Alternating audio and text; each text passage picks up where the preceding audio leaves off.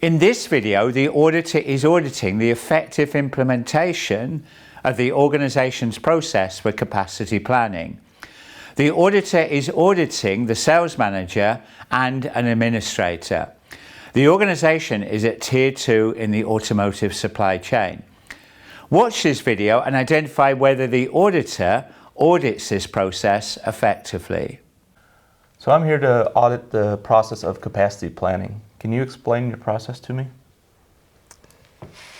Sure. I have a person responsible for capacity planning, Alex.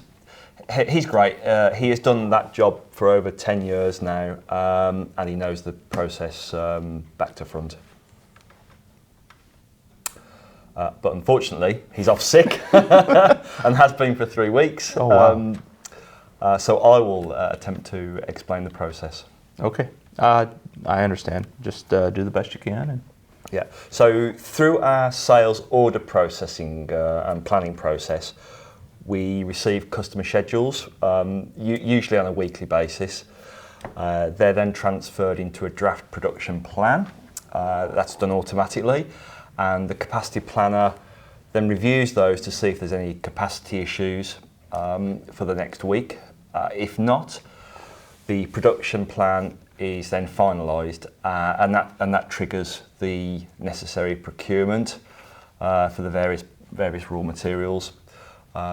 If that schedule can't be met, the planner will contact the relevant customers and attempt and try to reschedule with them. Okay, sounds good. Can you show me the example of last week's schedule and the schedule for this week? Yeah, sure. They're just contained in this file here. Okay. So in both of these weeks, there were no capacity issues?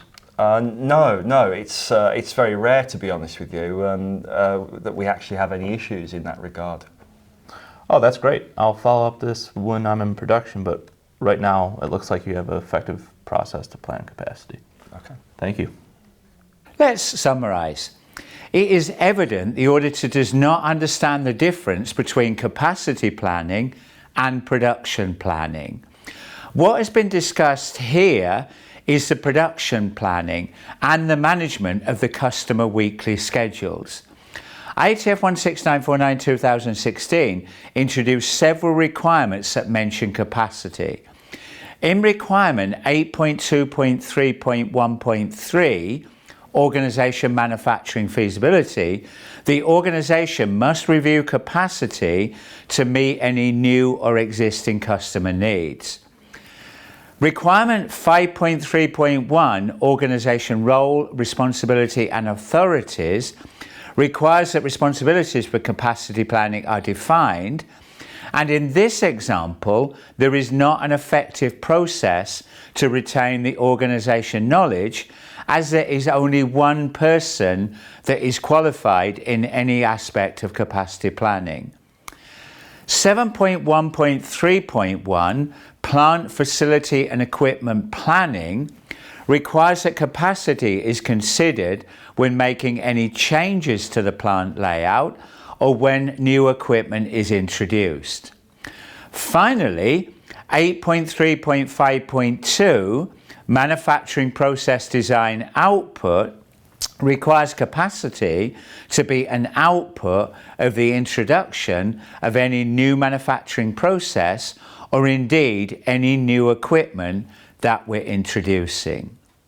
Let's summarize with the key learning points.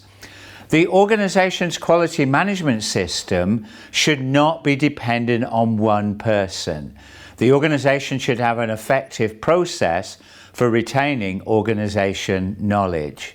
An auditor should audit both production planning and the longer-term capacity planning to verify that these processes are effectively implemented within the organization's quality management system. For more information, visit the website in the description and don't forget to subscribe.